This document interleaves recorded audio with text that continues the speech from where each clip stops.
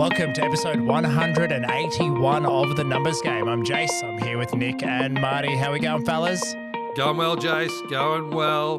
I was at the acupunctures on the weekend and just lay on a table and a Chinese man put needles in me. And I felt better on the back end of it.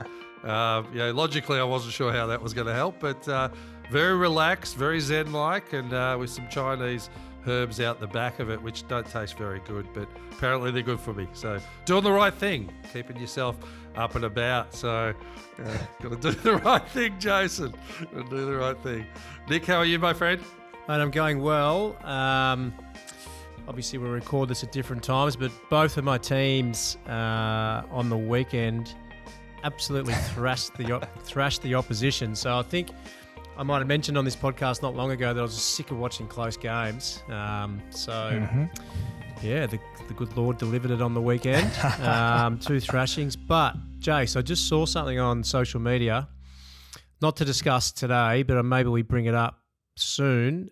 There's a class action against the Vic government if you suffered a loss in the 2020 FINIA due to the second lockdown. Have you seen this? Yes, the class action. All business owners that would have got or would have been involved in some way, shape or form should have got a letter from in relation to this, and it'd be an opt-in if you'd like to become part of the class action. You were given the opportunity to opt in. So hopefully, for our clients, we sent out an email to our business database and said, keep an eye out for this, and if you need to do something about it.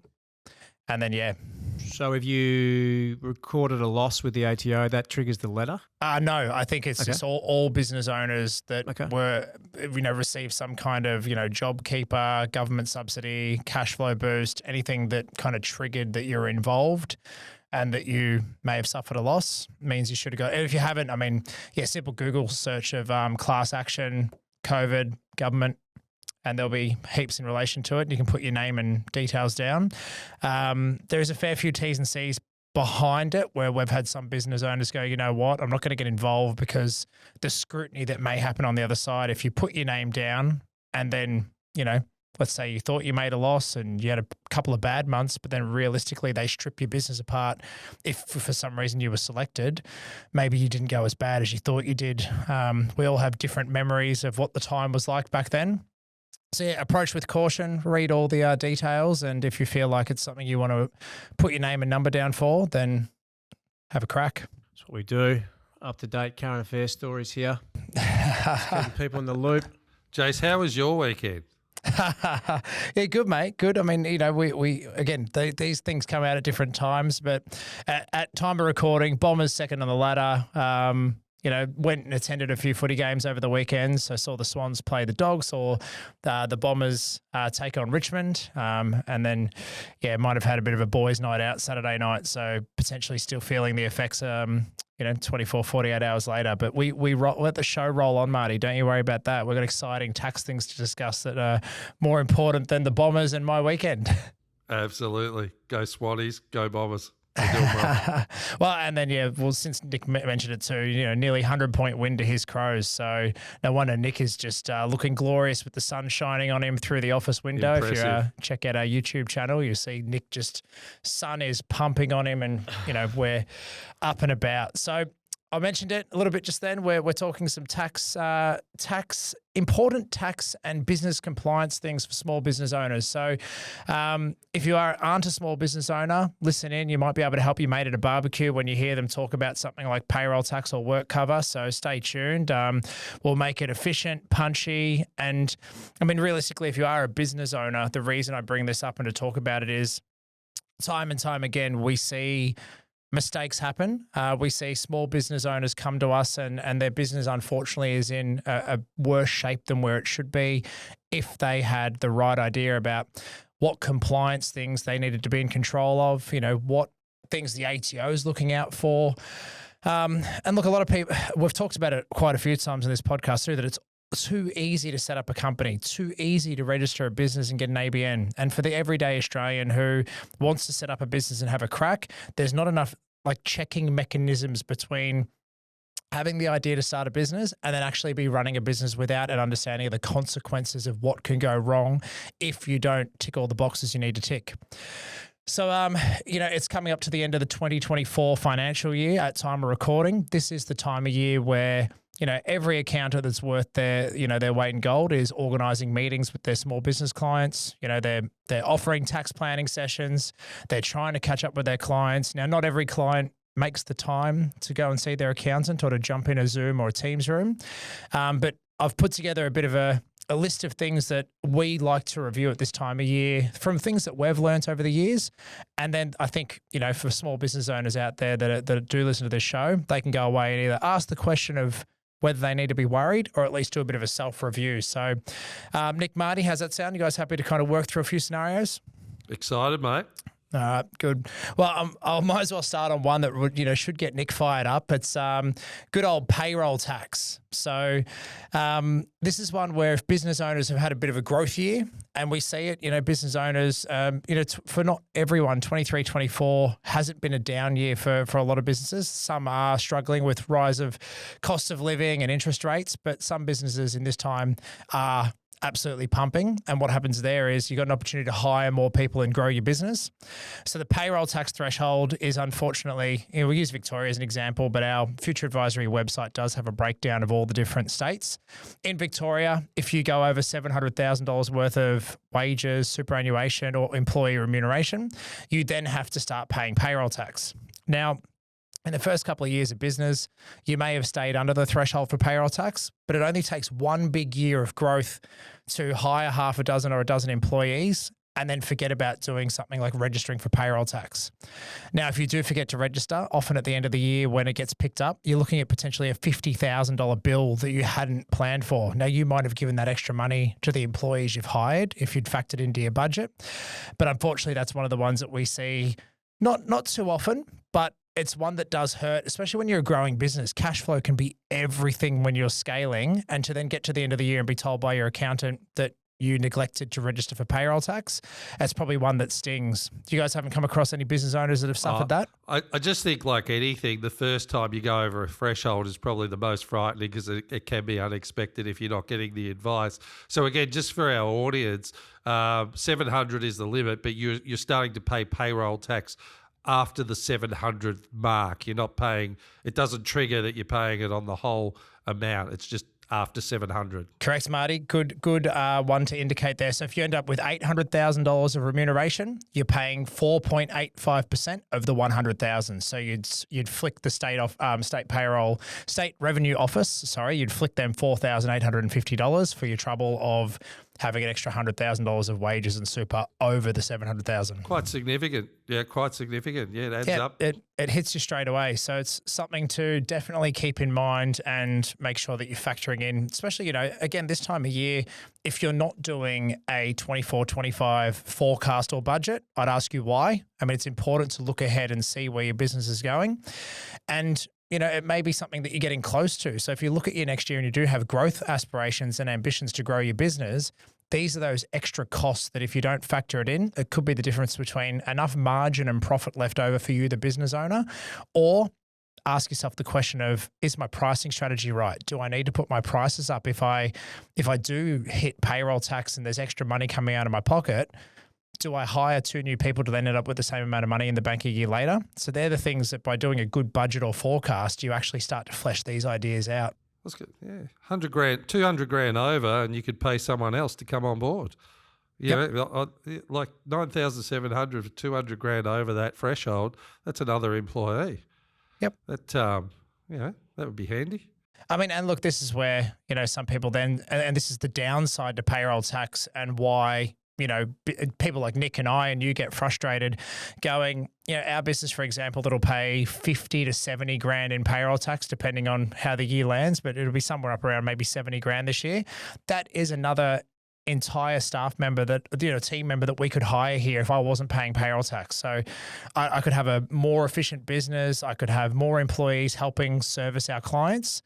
And then this is why a lot of business owners turn around and go, well, maybe I will hire the VA in the Philippines, and that might cost me 30 grand in offshore wages to the Philippines or Vietnam or somewhere else. But these are the considerations that Aussie business owners are making, going, well, I don't want to pay more tax. I'd love another employee here, but it's going to make it way more expensive. So, and we had that episode with our good friend Dan Breeze to cover some of this. Yep. Okay. Yeah, per annum. All right. I think it also demonstrates, Jase, the importance of cross-checking your cash flows in your forecasts. So if you do create them, absolutely fantastic. But run it past your accountant to make sure you haven't missed anything. Because to your point, particularly if you're growing and you're growing fast, it's all about wages generally. So you can quickly be out of the game if you're not allowing for payroll tax. You could definitely run them past your accountant, see if you've missed anything. And that's the other one too. I mean, as a small business owner, you wear a lot of hats. You know, you're head of finance, you're head of marketing, you're head of sales. It's one that I stress, make the time to make that budget or forecast so you can see in advance maybe some things that you're going to bump into. Maybe your sales forecast for December or January ends up being so far down that you make a big loss. So having an understanding of the seasonality of your business and the costs.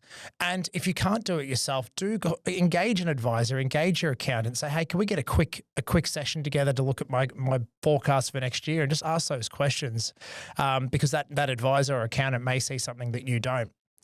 So I'll jump into the next one, and this one was a bit of a quicker one, but it's I've got a story behind it, which is absolutely devastating. But WorkCover between 22, 23 into the 2024 year, WorkCover costs have gone through the bloody roof. So I think there was an average increase in premiums of something like 42%. Every WorkCover premium on average across the country went up 40%, 42%. Now, if you're in construction, for example, or a higher risk industry, teaching, believe it or not, is a high risk industry from a WorkCover point of view for WorkCover claims. So if you're in a high risk industry and then, you're paying an extra 40% on top of your WorkCover premium than you were the year before, again, this is eating into the business profitability or the margins that is left over for a business owner. The other area to look at with your WorkCover registration is the remuneration. So what happens is for each financial year, you tell WorkCover in advance what wages you're going to pay, and then you make an estimate of the year after. So let's have that hypothetical of that payroll tax client business. Let's say the year before they had about 700 grand worth of wages. And then they estimated, we're not too sure if we're going to grow. Let's go for 900K in wages the following year. And they get sent a bill from WorkCover and some installments, some premium installments to pay for their WorkCover insurance. Now imagine, as I talked about, that business boomed and they grew and they hired and they were so busy worried about growing their business and hiring and paying bills and holy shit, do we register for payroll tax? Let's say they forgot to update WorkCover to say, hey, by the way, we've more than doubled our wages. It's not 700 to 900. We've gone 700K to 1.5 million, for example. The devastating thing, we saw a business where they went from 1 million to 3 million. The WorkCover wasn't remunerated. It went from like a $40,000 bill that they had received because of the low estimations to a $240,000 invoice rocked up in the mail for them to pay for their WorkCover after that had been updated from a remuneration point of view.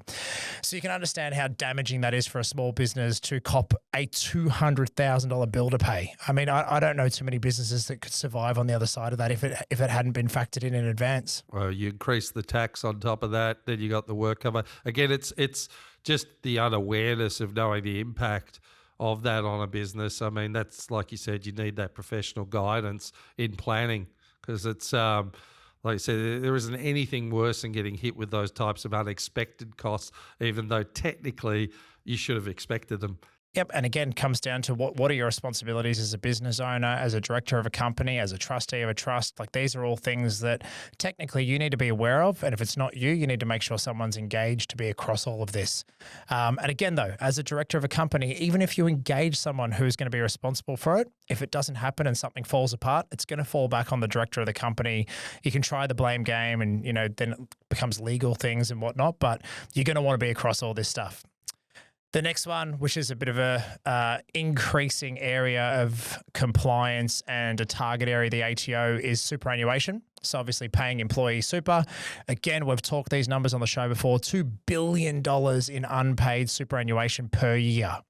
Now, when you think about how that $2 billion could be invested in infrastructure, construction, share market, EFTs, anything that our super funds and industry funds and SMSFs can do, commercial properties, if $2 billion a year is not going into our super funds, there's a huge problem for these young Australians and everyday Australians coming up through the ranks that are working for someone and being ripped off. So it's a target area. We know that the ATO is talking about going digital, cloud accounting, single touch payroll. What this is allowing the ATO to do is have more oversight into what's not being paid by a business owner. They're getting the bank data, they're seeing the single touch payroll transactions, and then they're looking at the super funds, waiting for that money to hit the super fund. Now, in the event that money doesn't hit the super fund, the ATO knows they've got the data. And so gone are the days of going, oh, whoops, I didn't pay it on time. I'll just transfer that money next month, or I'll catch up a few months later. What needs to happen is you need to lodge super guarantee charge forms, or SGCs. You have to go to the ATO website, fill in the details to say you paid it late. They will create a payment slip or another account in the ATO for you. And instead of you giving the money to the employee super funds, you have to give the money to the ATO and then they disperse it to the super funds. A few different ways to go about it. If you did indeed make a late payment to the super funds, all you'll then end up paying the ATO is an admin fee and a interest fee, which ends up going into the employee super funds for the time that money wasn't there to be invested. Now, the big kind of kicker here as to why I stress to every business owner out there, if you haven't done a review of whether you've paid some super late by accident, or if you know that you've paid some super late, go and lodge these forms to cover your ass, because what ends up happening if you don't do these forms, you can cop a 200% penalty of the balance of unpaid super or late super. So if you imagine you were 50 grand overdue and you paid 50 grand late at some point in time, and it was deemed, or you still haven't paid it, you could cop a $100,000 penalty, and then you still have to pay the superannuation, which is not tax deductible because it's late. So again, you imagine being hit with 150 grand damage to your cash flow in penalties and fines and overdue super. What is late? Good question. So you got to pay the superannuation within 21 days from the end, or 28 days from the end of the quarter. So, if you've got your April to June superannuation, should be cleared and in the super fund of your employees by the 28th of July. Now, that is also a big kind of sticking point and something that I'm advocating for. I work with a bit of the ATO Tax Digital Implementation Board and CPA Public Practice Committee and Xero's Advisory Council. I think the timing around superannuation payments is really damaging and hard. This is why we're moving to Payday Super in July of 2026. Every time you pay your staff, you'll pay super at the same time. So it's coming. I think people should start trying to do that now as a bit of a strategy of getting used to that cash not being yours. Implement same day super. Every time you pay your employees, click the pay super button and the money leaves your account. You don't have to worry about it. But the late means also, Marty, for everyone else who's playing at home, a lot of this stuff is now done by direct debit. So you can trigger, let's say you, on the 21st of July, the example used before, you trigger the direct debit for the money to leave your bank account and go to your employee super funds. And that's giving 7 days, right? 21st of July through to the 28th of July, all good. But sometimes these things, they take time. Sometimes it can take 10 days instead of 7, or 14 days instead of, what should be quicker. If it doesn't clear to the employee super funds in time, it is still technically late and you are still technically liable for lodging super guarantee charge forms, paying the admin fee and paying any of the late interest, even if it's only a couple of days.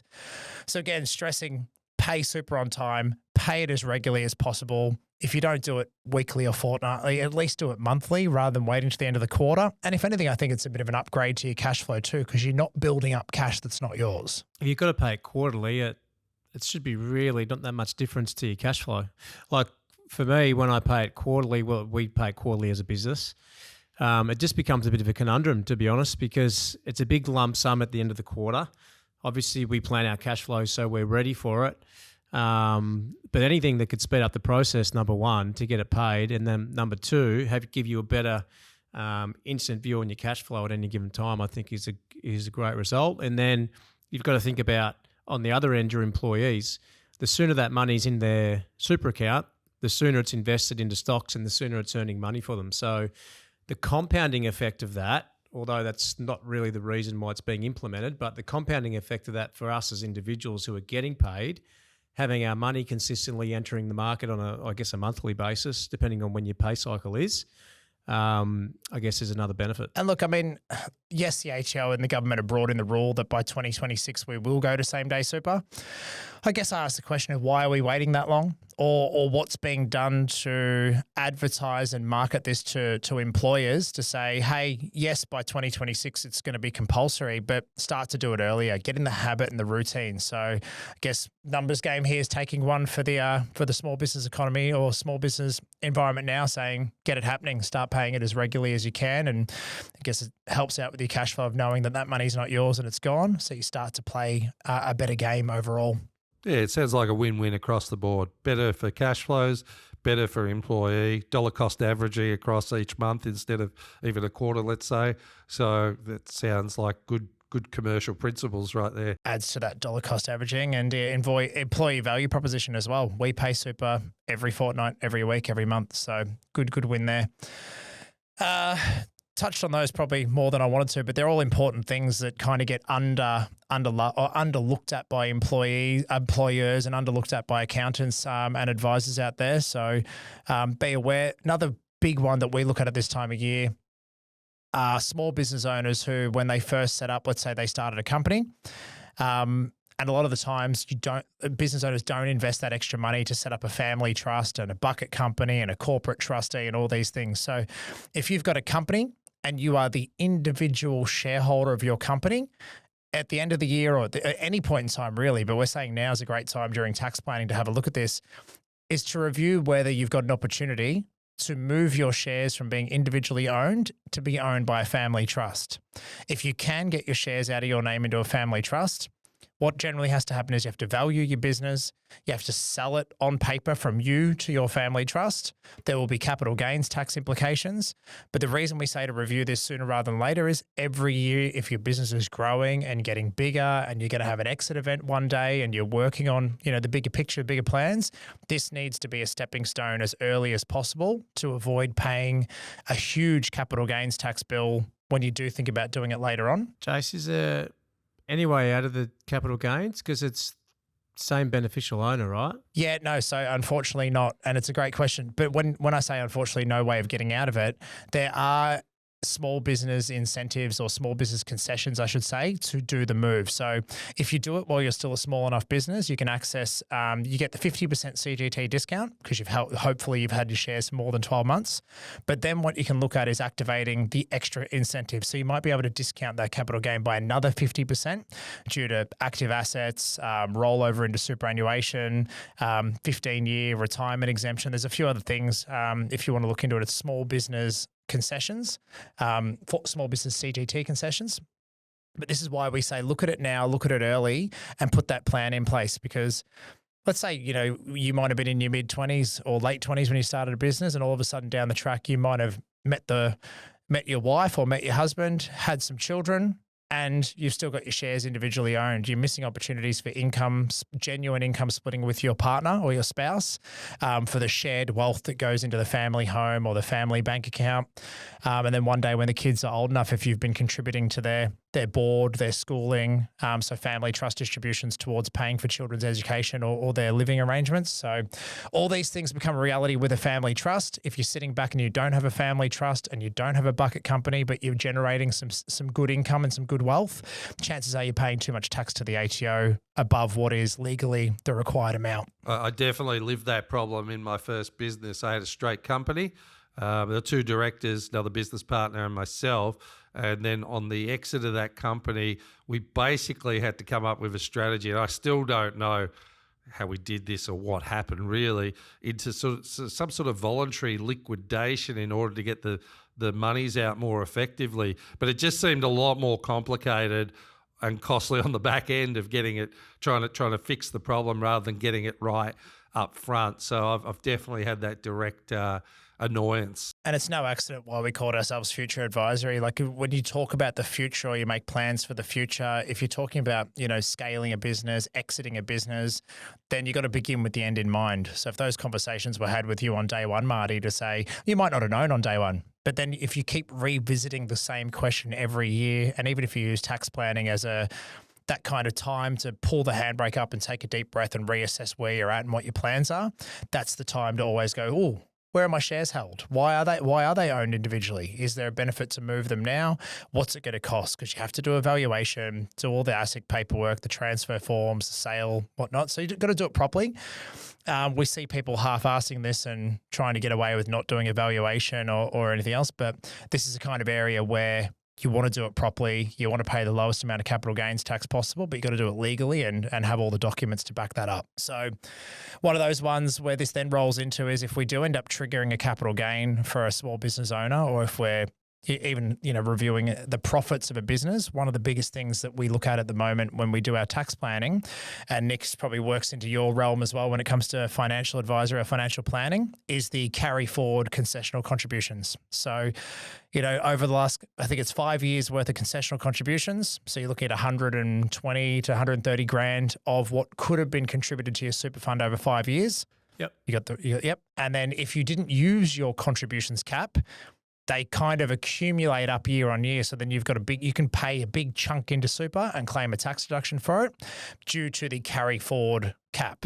So we've had business owners that have had a bit of a bumper year, and then we've looked at the cap and gone, hey, you can actually put $100,000 into super, claim that as a tax deduction, and that can save you up to $47,000 in tax on your personal tax bill. So all of a sudden when you start to talk, well, hang on a minute, why would I keep the 100 grand in my name to give $47,000 of it to the ATO rather than investing it into my future, putting it into my super fund and having $47,000 wiped off my tax bill?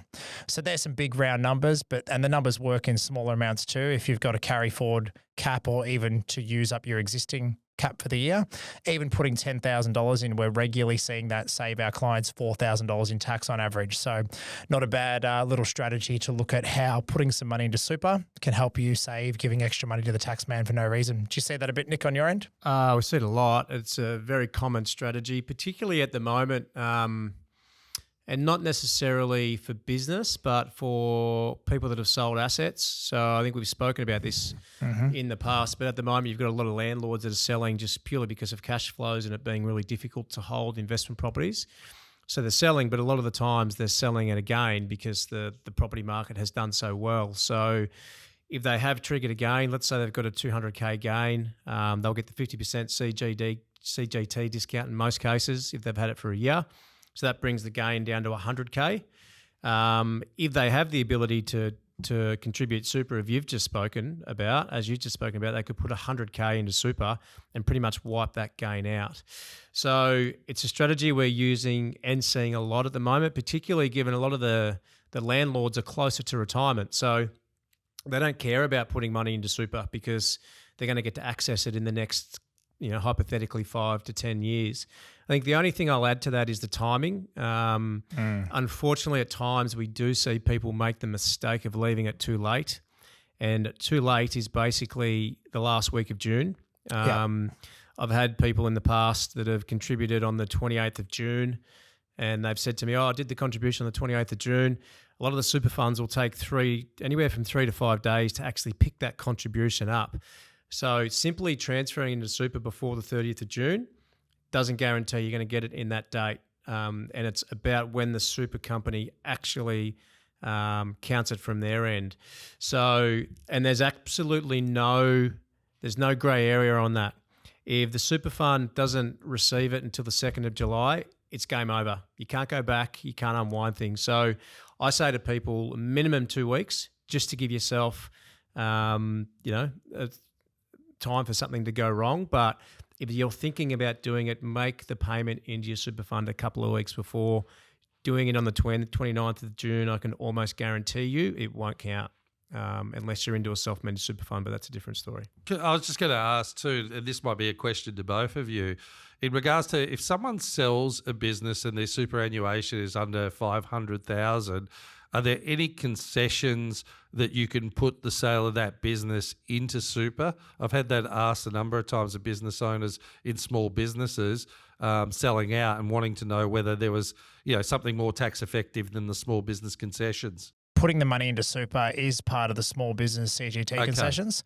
So as long as you can access the small business CGT concessions, an example might be you sold your small business and you qualify for the concession. So you sold your small business for 500 grand. Yep. You then half that to 250 grand using the standard 50% CGT discount. The small business concessions lets you half that again if you're eligible. So let's say the 250 becomes 125. And with that 125, the option is to put that into superannuation to trigger the small business concession being used. So then that $125,000 can go into super and basically offset the CGT event for that small business sale. Then Nick, you can probably touch on, if your super fund's of a certain balance, pretty effective. The extra money you could probably put in on top of that if you wanted to. Yep. Yeah, 100%. But it's, I guess we open a can of worms there, but yeah, obviously it comes down to everyone's strategy, but it's actually an amazing strategy because most people, when they're selling their small business, they're coming to retirement and those funds are only going to be used for retirement anyway.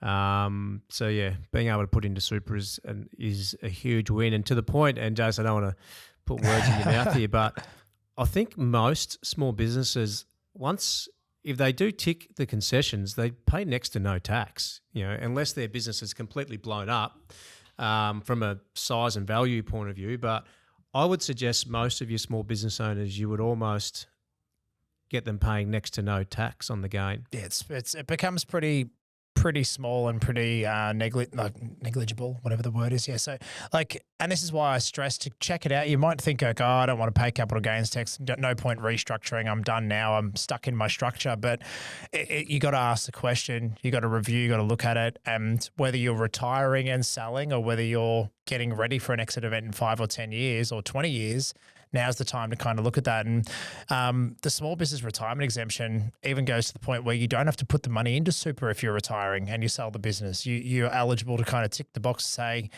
the money that I just sold my business for, I'm going to retire with that and I'm going to walk away and hold on to that money but not pay tax on it. It's a pretty bloody insane incentive to get it right and get your structure right and make sure you're talking to your advisor about what's available for you to maximize the cash left in your pocket after so many years of hard work running a small business. Brilliant advice. No, love it. Conscious of time, I'll tick over a couple that are just some quick, easy wins to think about. You might be looking at your family group and some people have help debts. Now, there's been a bit in the news about your help debt or your HEX debt. Previous year, it went up by 7.1% under indexation. They've changed the rules to bring that back to whatever's the lower of the wage growth or CPI, so that they're going to bring that back to around 3.5% the year before. They're going to refund or offset the increase that they made. They're going to bring it back. So a lot of people were confused thinking they were going to get some cold, hard cash back in their pocket, but all it's going to do is reduce your help debt or your HEX debt that sits in your ATO accounts. If you did pay your help debt off in full, then you will see some money back in your pocket once they reverse the 7.1% increase. So just a note there to look at help debt repayments as part of your strategy for family wealth with a family trust. If your partner has a help debt and you're paying tax at 47%, you might reduce your taxable income to put some money through your partner's return to increase their help debt repayment. Again, it's just a shifting of rather than giving the ATO extra money in just standard tax payments, you might shift it to a spouse or partner's income or adult children's income to genuinely give us some cash to them to pay down their help debt. And there's some mechanisms to how that works, but it's just one that's worth having a look at as well. Especially there's a lot of young Australians that get these growing help debts every year and they're not able to knock it down. So yeah, I see that as a great strategy to go, why pay extra tax that's just going to go over there if we can help also knock down some help debt in another return. Last one, or one of the major big ones, it's probably a hot topic in the news at the moment. Back during COVID, you think you guys remember the immediate asset write-offs and the tax deductions for buying assets and equipment. It went up as high as $150,000 at one stage. You can go out and buy something for $149,000 and immediately write that off, and that would stop you paying tax on $149,000 of income or profit that your business had made. Then they even went to temporary full expensing, which meant that even if you bought a $500,000 asset, you could write off a huge cost and not pay tax on, another $500,000 of profit, or, there was just temporary full expensing. Doesn't matter what the value of the asset was, as long as it was used by the business in that way. But now it's gone down to $20,000 again. The government wants people to stop spending money. They don't want you going out and buying all these new assets to immediately write off. And it means that we're no longer able to get the upfront tax benefit from buying assets unless they're under $20,000, so $19,999 or less. So this has kind of caused a big dent in a lot of tax planning meetings where, clients are used to over the last couple of years going, hey, I need to get a new car for the business anyway, or we just hired a new guy. I can go out and get a $50,000 van to put my new Sparky in. Should I do it before 30 June, Jase, so I can write off 50 grand? Doesn't exist anymore. So you've got to be a bit more strategic around, the 20,000 exists now, not the bigger limits. So you just got to be a bit more strategic around not planning for the huge upfront tax win of reducing your taxable income. So if you do go out and splash money on new assets, you're going to get the standard depreciation on that. So it might be, for a car, you're claiming that over 8 years instead of upfront. And as Nick touched on before, now we're seeing the other side of the damage of this where somebody might have bought, a tradie might have bought the new Ford Ranger for 70 grand, wrote it off immediately. On paper, that car's worth $0. They've got the 70 grand tax benefit last year or the year before in their tax return. But then they've got an offer to sell that car for 70 grand, 80 grand. They've had it for a year or two and they're now getting exactly what they bought it for or nearly what they bought it for, and they sell it. And it comes to tax time, we're saying, cool, you've just made a 70 grand profit when you sold that car. You replaced it with another car, which now you can only claim a small percentage of this year. So let's say they bought another car. They're only going to get a $17,000 tax deduction for the new Ford Ranger they bought, but they've got to pay tax on 70 grand of additional income for the one they sold. And we're seeing people lose their minds at that kind of timing difference of, what do you mean I can't write off the car? I did it last year, but the tax rules are always changing. That's the one thing you got to be aware of and communicate with your advisors. That's crazy, actually, because I'm just thinking about that particular market of car, and I think you're alluding to, four-wheel drives and whatnot that have held their value and at times gone up, particularly some of them. So, I would suggest that 9 out of 10 people went into those transactions as in claiming the depreciation, not understanding the ramifications on the other end, right? So that must be happening everywhere at the moment. And I think, again, that comes back to the super contribution. So there's, again, another opportunity to get some money into super. So the reality is you have profited off that car and off the depreciation. So, geez, that's huge, actually. Are you seeing a lot of that? Or It's massive. It's happening. It happens. We're getting calls or emails every week. And especially this time of year, like a lot happens in a couple of months. So let's say we've got a quarterly engagement with our clients. You can communicate all the time about these things, but sometimes it's not until you run a tax planning strategy and show them like visually the effect of money in, money out, what's happening with their profit for the year and how much tax they'll pay. Like, whoa, that's more tax than I thought. Jase, what's going on there? Well, you just sold a car for more than what you paid for it, and your replacement can't be claimed up front. So there's now the benefit of the tax you didn't pay a few years ago. It's kicking the tax can down the road, and it's coming back to bite you in the ass now because you've got to pay tax on the vehicle you just sold because it was worth $0 on paper. So yeah, it's happening so much. And, it's one that I warn everyone out there to be aware of, that before you go and sell the vehicle, before you go and trade it in, have a chat with your accountant about the implications of the tax implications, because sometimes you'll do the trade-in. You've still got finance on that car, so you're not actually seeing the 70 grand cash for the whole vehicle. Then you roll it into the next vehicle, and you might have made, let's say you made 10 grand profit, and you actually get that back in your pocket. But if the tax on the 70 grand sale is, 17.5 grand, you are now out of pocket. You are out of pocket for selling the car that you thought you were making a profit on. Most business owners are leveraging up to 90% to 100% of that vehicle purchase. So 9 out of 10 9 people out of 10 would be financed. Maybe 9.5. That's pretty remarkable, that figure, and the need for a financial planner linking in with the accountant to look at potential ways to just mitigate that profit in legal, healthy ways is vital in that situation. By nature of time, I've talked a lot about these different tax strategies and boring tax things and tax hacks for year end. But I mean, the biggest thing that I want people to walk away from this is just that there is so much that can happen. There are so many ins and outs of small business, shares, CGT. I haven't even touched on fringe benefits tax, which those returns, the year end for fringe benefit is 31 March. They're due in the next couple of weeks. So again, your accountant's probably emailing you asking for the odometer reading of your cars, and you're probably wondering, why am I paying this bloody extra weird tax on my vehicles or the entertainment that I provide? And the things that I haven't mentioned, franking credits, Div 7A loans, trust distribution minutes, all these things that you need a great relationship with your advisor and your accountant to make sure these things are done right.